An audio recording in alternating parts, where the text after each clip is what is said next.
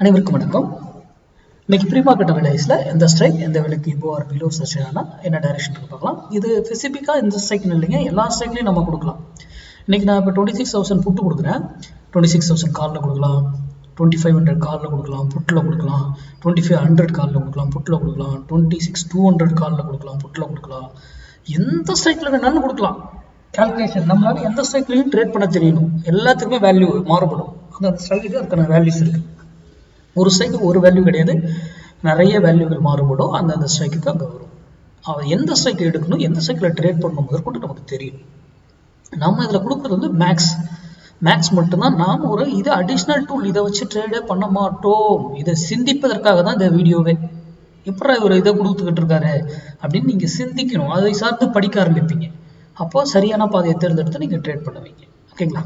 நாம் ஒரு ப்ரைஸ் ஆக்ஷனை பார்க்கல, ஓப்பன் அட்ரஸை பார்க்கல, எதுவுமே பார்க்கல. மார்க்கெட்டில் என்ன நியூஸ் வரும் எதுவுமே நமக்கு தெரியாது. ஆனால் நம்ம மேக்ஸை ஏன் ஃபாலோ பண்ணுறோம்னா, மார்க்கெட் இயங்கிறது மேக்ஸ் தான். அதை முதல்ல புரிஞ்சுக்கோங்க. மார்க்கெட்டினுடைய ஸ்பாட் ப்ரைஸை வச்சு நீங்கள் ட்ரேட் பண்ணீங்கன்னா அதில் ப்ரீமியம், அதில் கரெக்ட் மார்க்கெட் ஏறும், ஆனால் உங்களுக்கு ப்ரீமியம் ஏறாது.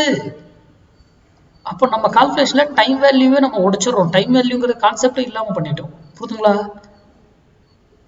அதுக்கேற்ற போல ட்ரேட் பண்ணுங்க நீங்க. ஓகேங்களா? அதே போல யூடியூப் பப்ளிக் டொமைன்ல யார் சொல்றதையும் நம்பாதீங்க. First of all including me, நான் சொல்றதையும் நம்பாதீங்க.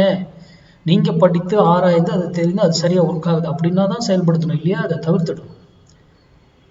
இன்னைக்கு 26,000 புட்டு 158 ருபீஸ்க்கு எபோ இருந்தா மார்க்கெட் டவுன் சைடும், பிலோ இருந்தா கீழே இருந்தா மார்க்கெட் அப் சைடும் செல்வதற்கான வாய்ப்புகள் இருக்கு.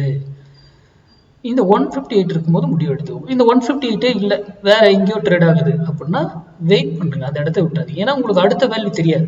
அது வேற வேல்யூ இருக்கும், அங்கிருந்து வேல்யூ எடுத்துட்டு அது திரும்ப அந்த வேல்யூ இந்த வேல்யூ வந்தா நீங்க முடிவெடுங்க, பெட்டரா இருக்கும். அவ்வளவுதான்.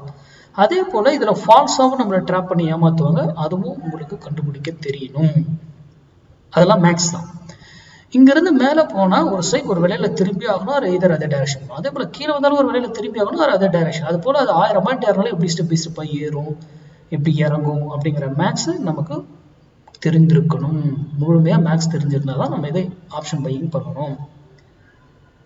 இன்னைக்கு 26,000 புட்டு 158 இருக்கும்போது என்ன டிசிஷன் ஆகுதுன்னு நீங்களே செக் பண்ணி பாருங்க. நன்றி, வணக்கம், வாங்க வரமுடன்.